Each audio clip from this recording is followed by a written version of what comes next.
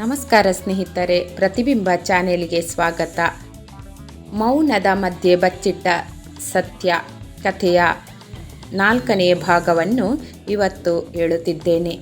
ಭಾಗ 1ರಲ್ಲಿ ಮೌನ ಹುಟ್ಟಿತ್ತು. ಭಾಗ 2ರಲ್ಲಿ ಪತ್ರ ಸತ್ಯದ ಸುಳಿವು ಕೊಟ್ಟಿತ್ತು. ಭಾಗ 3ರಲ್ಲಿ ನೆರಳು ಬಾಗಿಲು ದಾಟಿತ್ತು. ಇಂದು ಆ ನೆರಳಿಗೆ ಹೆಸರು ಇದೆ.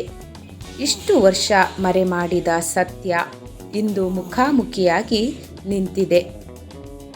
ವೃದ್ಧನ ಪಾಪ, ರಾಧಾಳ ಮೌನ, ರಾಘವನ ನಂಬಿಕೆ ಎಲ್ಲವೂ ಒಂದೇ ಕ್ಷಣದಲ್ಲಿ ಪ್ರಶ್ನೆಗೆ ಒಳಗಾಗಿ ಈ ಭಾಗದಲ್ಲಿ ಸತ್ಯವನ್ನು ಒಪ್ಪಿಕೊಳ್ಳಬೇಕೋ ಅಥವಾ ಕುಟುಂಬವನ್ನು ಉಳಿಸಬೇಕೋ ಎಂಬ ಭಯಾನಕ ಆಯ್ಕೆ ಎದುರಾಗುತ್ತದೆ. ಇದು ಭಾಗ 4. ಭಾಗ 4 ನೆರಳಿನೊಳಗಿನ ಹೆಸರು. ಬಾಗಿಲಲ್ಲಿ ನಿಂತಿದ್ದ ಆ ವ್ಯಕ್ತಿಯ ನೆರಳು ದೀಪದ ಬೆಳಕಿನಲ್ಲಿ ದೊಡ್ಡದಾಗಿ ಗೋಡೆಯ ಮೇಲೆ ಬಿದ್ದಿತು. ಮನೆಯೊಳಗಿನ 3 ಉಸಿರಾಟವು ಒಂದೇ ಕ್ಷಣದಲ್ಲಿ ನಿಂತಂತೆ ಆಯಿತು. ವೃದ್ಧನು ಮೊದಲು ಮಾತಾಡಿದನು. ಅವನ ಧ್ವನಿ ಕಿತ್ತು ಹೋಗಿದ್ದಂತಿತ್ತು. ನೀನು ಇಲ್ಲಿ ಯಾಕೆ? ಆ ವ್ಯಕ್ತಿ ಒಳಗೆ ಬಂದು ಒಂದು ಹೆಜ್ಜೆ ಇಟ್ಟನು. ಅವನ ಮುಖ ನಿಧಾನವಾಗಿ ಬೆಳಕಿಗೆ ಬಂತು. ರಾಘವ ಕಣ್ಣು ಚಾಚಿದನು. ನಾನು ನಿನ್ನ ತಂದೆಯ ತಪ್ಪಿನ ಫಲ ಎಂದು ಅವನು ಹೇಳಿದನು. ನನ್ನ ಹೆಸರು ಶೇಖರ್. ಆ ಹೆಸರು ಕೇಳಿದ ಕ್ಷಣಕ್ಕೆ ವೃದ್ಧನು ಕುಸಿದಂತೆ ಆಯಿತು. ರಾಧಾ ನಡುಗುತ್ತಾ ಕೇಳಿದಳು, ಅಂದರೆ ಆ ಪತ್ರದಲ್ಲಿ ಉಲ್ಲೇಖವಾಗಿದ್ದವನು ನೀನೇನಾ? ಶೇಖರ ನಗುತ್ತಲೇ ತಲೆಯಾಡಿಸಿದನು.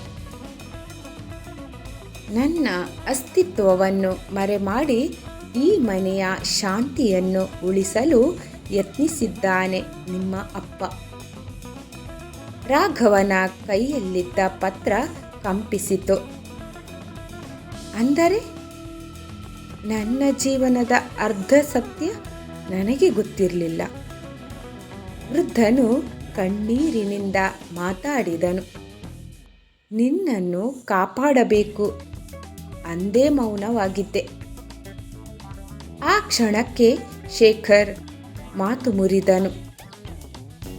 ಮೌನದಿಂದ ಸತ್ಯ ಸಾಯಲ್ಲ, ಅದು ಇನ್ನೂ ಭಯಾನಕವಾಗಿ ಹಿಂದಿರುಗುತ್ತೆ. ರಾಘವ ಮುಂದೆ ಬಂದು ನಿಂತನು. ನೀನು ಏನು ಬೇಕು? ಶೇಖರ್ ಗಂಭೀರವಾಗಿ ಹೇಳಿದನು. ನನ್ನ ಹಕ್ಕು, ನನ್ನ ಹೆಸರು ಮತ್ತು ಈ ಮನೆಯ ಸತ್ಯ. ಮನೆಯೊಳಗೆ ಭಾರಿ ಮೌನ ಆವರಿಸಿತು. ಆ ಮೌನವೇ ನಿರ್ಧಾರದ ಮೊದಲು ಬರುವ ಅಂತಿಮ ಕ್ಷಣವಾಗಿತ್ತು. ಸತ್ಯ ಒಪ್ಪಿಕೊಂಡರೆ ಕುಟುಂಬ ಒಡೆದು ಹೋಗುತ್ತದೆ. ಒಪ್ಪಿಕೊಳ್ಳದಿದ್ದರೆ ಅಪಾಯ ಶುರುವಾಗುತ್ತದೆ.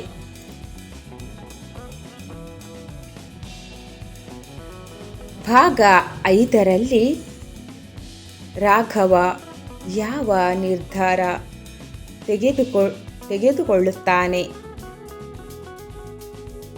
ಶೇಖರ್ ನಿಜಕ್ಕೂ ಏನು ಬಯಸುತ್ತಾನೆ? ಈ ಮನೆ ಉಳಿಯುತ್ತದೆಯೇ? ಚೂರು ಚೂರಾಗುತ್ತದೆಯೇ ಎಂಬುದನ್ನು ತಿಳಿಬೇಕಂದ್ರೆ ಭಾಗ 5ಕ್ಕೆ ವೇಟ್ ಮಾಡಿ. ಒಂದು ಹೆಸರು ಕೇಳಿದರೆ ಮನೆಯ ಗೋಡೆಗಳು ಕಂಪಿಸುತ್ತವೆ ಎಂದು ಯಾರೂ ಊಹಿಸಿರಲಿಲ್ಲ. ಶೇಖರ್ ಬಂದಿದ್ದಾನೆ. ಆದರೆ ಅವನು ಬಯಸುತ್ತಿರುವುದು ಕೇವಲ ಸತ್ಯವೇ. ರಾಘವನ ಒಂದು ನಿರ್ಧಾರ ಎಲ್ಲರ ಬದುಕನ್ನು ಬದಲಾಯಿಸಲಿದೆ. ಸತ್ಯ ಒಪ್ಪಿಕೊಂಡರೆ ಕುಟುಂಬ ಮುರಿಯುತ್ತದೆ. ಮೌನ ಉಳಿಸಿದರೆ ಅಪಾಯ ಆರಂಭವಾಗುತ್ತದೆ.